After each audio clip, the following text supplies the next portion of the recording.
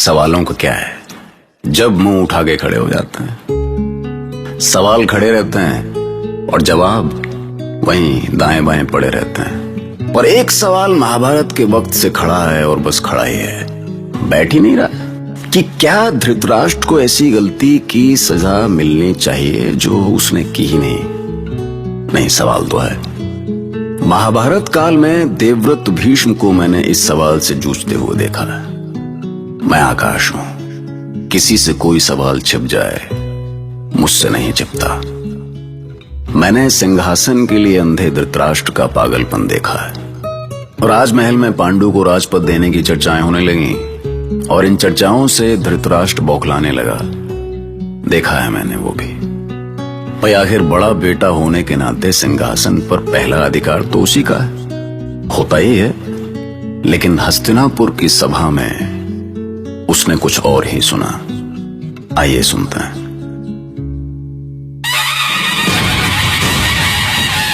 सावधान! शांतनु पुत्र गंगेय भीष्म राजगुरु अंगिरस और राजमाता सत्यवती के साथ सभा में पधार रहे हैं।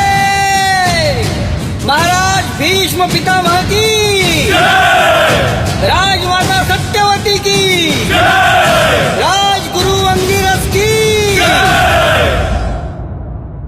सभासदों, आप सब जानते हैं कि हस्तिनापुर का राज सिंहासन पिछले कई वर्षों से खाली है। मैं देवव्रत भीष्म कार्यवाहक शासक के रूप में इसकी सेवा करता आ रहा हूं, किंतु मैं अपनी प्रतिज्ञा के कारण इस राज सिंहासन का अधिकारी नहीं हो सकता। पर सौभाग्य से अब स्वर्गीय विचित्र वीर के पुत्र युवा हो चुके हैं और वो शस्त्र शास्त्र नीति और धर्म का ज्ञान लेकर सिंहासन संभालने में समर्थ है। इसलिए अब राजगुरु अंगिरस राजपद की घोषणा करेंगे। राजगुरु अंगिरस की जय! कहीं कोई अनर्थ तो नहीं होने जा रहा है ना विदुर? जो भी निर्णय होगा उचित ही होगा, आप शांत रहें। मैं शांत कैसे रह सकता हूं विदुर? कैसे शांत रह सकता हूं? सभासदों, राजमाता सत्यवती के सामने सबसे बड़ी समस्या थी कि इस सिंहासन पर किसका अभिषेक हो। राजकाज के परंपराओं की सीमाएं होती हैं। हम सबने गहन विचार विमर्श किया और इस निर्णय पर पहुंचे कि हस्तिनापुर के राज सिंहासन पर कुमार पांडु का अभिषेक किया जाए। ये अन्याय है, अन्याय है ये। खामोश धृतराष्ट्र, खामोश! तुम इस सभा का अपमान कर रहे हो। उस्ताद, मैं... शांति से बैठ जाओ। किंतु राज परंपरा का विरोध राजद्रोह है। राज परिवार के वरिष्ठ सदस्यों के निर्णय के अनुसार ज्येष्ठ कुमार धृतराष्ट्र को युवराज पद दिया जाता है और विदुर को महामंत्री पद। मुझे पूरा विश्वास है ये सभा इस नई व्यवस्था का सम्मान करेगी। अंबालिका नंदन महाराज पांडु की, महाराज पांडु की।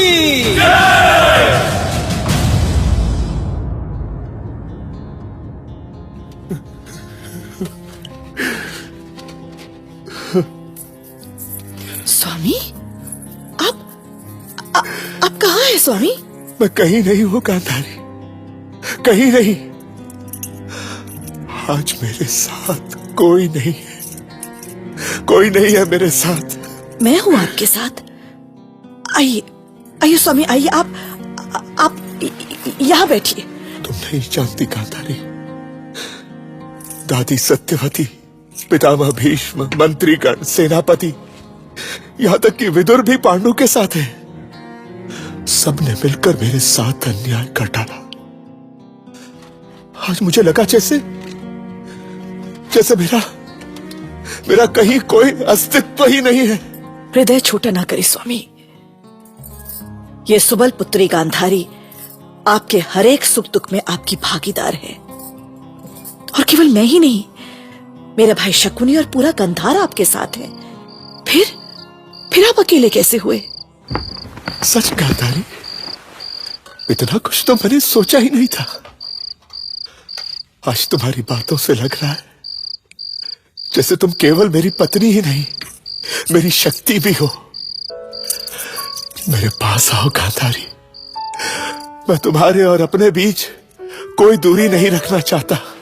ये दूरी कभी थी ही नहीं स्वामी, बस आप आज तक स्वयं में ही डूबे रहे। तुम्हें तो पता चल ही गया होगा गांधारी कि पता चल गया स्वामी, पता चल गया कि हस्तिनापुर का सिंहासन आपको नहीं, कुमार पांडु को मिला है। और ये ठीक नहीं हुआ, ठीक नहीं हुआ। ये तो अच्छा ही हुआ आर्य। इससे अच्छा और क्या होता भला? भले ही कुमार पांडु का राज्य अभिषेक हुआ हो, पर सिंहासन के वास्तविक अधिकारी तो आप ही हैं आर्य। क्या? ये तुम क्या कह रही हो गांधारी? हस्तिनापुर के युवराज तो आप ही हैं ना आर्य। सिंहासन पर जो भी बैठे आपके लिए ही तो बैठेगा। जैसे अभी तक सिंहासन पर पितामह भीष्म थे, वो भी तो किसी और के लिए सत्ता संभाल रहे थे ना। नहीं, ये सब स्वयं को समझाने के लिए ठीक है गांधारी। समझने की कोशिश कीजिए आर्य। आपके अनुज पांडु के बाद ये सिंहासन हमारी संतान को ही मिलेगा, क्योंकि कुमार पांडु से पहले हमारी संतान होगी। सच गांधारी, सच। तुमने अपनी आंखों पर पट्टी अवश्य बांध ली है, पर भविष्य में झांकने की शक्ति तुमसे अधिक किसी और में नहीं। मैं नहीं हुआ तो क्या हुआ? हमारा पुत्र हस्तिनापुर का सम्राट होगा। हमारा पुत्र सम्राट होगा। हमारा पुत्र सम्राट होगा गांधारी। और हमारे उस पुत्र को इस योग्य बनाएगा मेरा भाई शकुनी। शकुनी हमारे पुत्र को शस्त्र और शास्त्रों का ज्ञाता बनाएगा।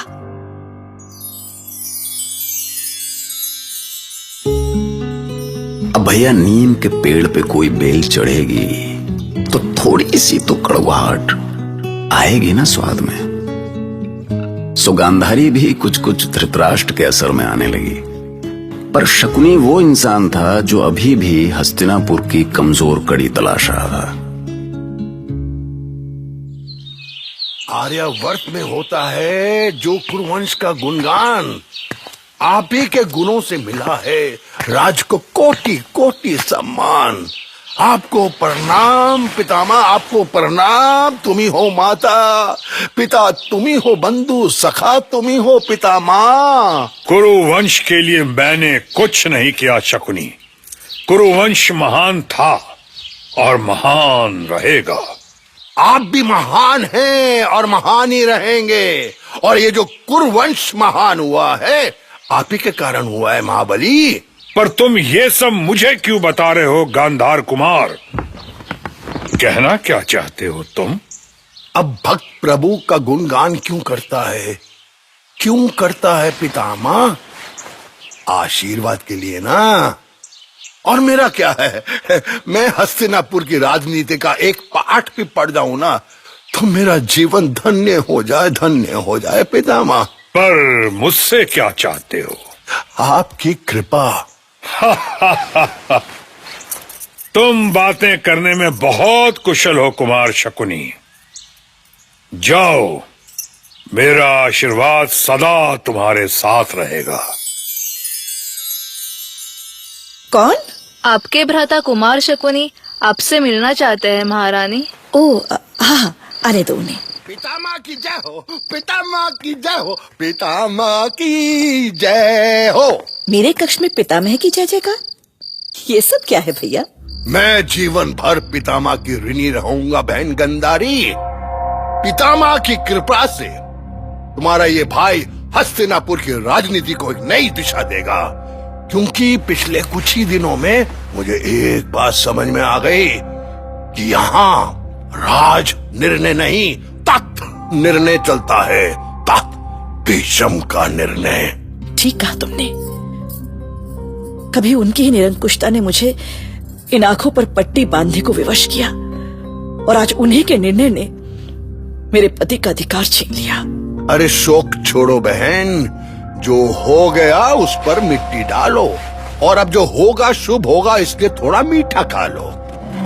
आज स्वयं महाबली भीष्म ने मुझे आशीर्वाद दिया है, इसलिए अब तुम्हारे साथ कोई अन्याय नहीं होगा। समझे कि नहीं समझे, या दोबारा समझाऊं बहन? मेरे साथ अन्याय ना हो ये तो ठीक है, पर याद रखना मेरे भैया, अब ये हस्तिनापुर ही मेरा घर है। मेरी अंधेरे में डूबी ये आंखें अपने इस घर के साथ कोई षड्यंत्र नहीं देख पाएगी। षड्यंत्र तुम्हारे साथ नहीं बहन, दुश्मनों के साथ होगा। ये शकुनी तुम्हारे अंधेरे में डूबी हुई आंखों में आंसू नहीं आने देगा बहन, ये वादा है मेरा। क्योंकि अब आंसू बहाने के दिन किसी और के आने वाले हैं। बिल्कुल चुपचाप बिल्ली की तरह दबे पाओ और फिर झपट्टा। सावधान सावधान, शांतनु पौत्र अंबालिका पुत्र महाराज पांडु सभा में पधार रहे हैं। हस्तिनापुर महाराज पांडु की जय, महाराज पांडु की जय। मैं पांडु वचन देता हूं कि मैं इस राजपद की गरिमा की रक्षा करूंगा। मैं धरती की सीमाओं तक हस्तिनापुर का विस्तार करूंगा। हमारी सेना कुछ दिनों में दिग्विजय के लिए प्रस्थान करेगी और हमारा हस्तिनापुर संपूर्ण आर्यावर्त में एक महाशक्ति के रूप में उभरेगा। हस्तिनापुर महाराज पांडु की जय, महाराज पांडु की जय। दिग्विजय, महाराज पांडु की दिग्विजय। आपको हंसी क्यों आ रही है भैया शकुनी? क्या महाराज पांडु दिग्विजय नहीं हो सकते? अरे रे रे मेरी प्यारी बहन, क्या तुमने अपनी आंखों के साथ अपनी बुद्धि पर भी पट्टी बांध रखी है? समझती क्यों नहीं है? ये चाल मेरी है। दिग्विजय की योजना का विचार तो महाराज को मैंने दिया था, फिर भला मुझे उन पर अब विश्वास कैसे हो सकता है? समझ गई ना अब? फिर ये हंसी? मैं तो इस सुखद संयोग पर हंस रहा हूं बहन। इधर महाराज पांडु दिग्विजय पर निकले तो उनका पत्ता साफ और सत्ता तुम्हारे पति की हो गई, समझो। क्या ये अभी भी संभव है? संभव और असंभव सिक्के के दो पहलू हैं बहन। बस समझो कि उधर पांडु हस्तिनापुर से निकला और इधर शकुनी ने सिक्का पलटा। तो शकुनी ने गांधार की राजनीति से जो कुछ भी सीखा, हस्तिनापुर को उसकी प्रयोगशाला बना लिया। कुछ ही दिनों में उसने हस्तिनापुर की राजसभा में अपने प्यादे बैठाने शुरू किए। उसे भीष्म से बदला तो लेना ही था, चाहे उसके लिए अपनी बहन के घर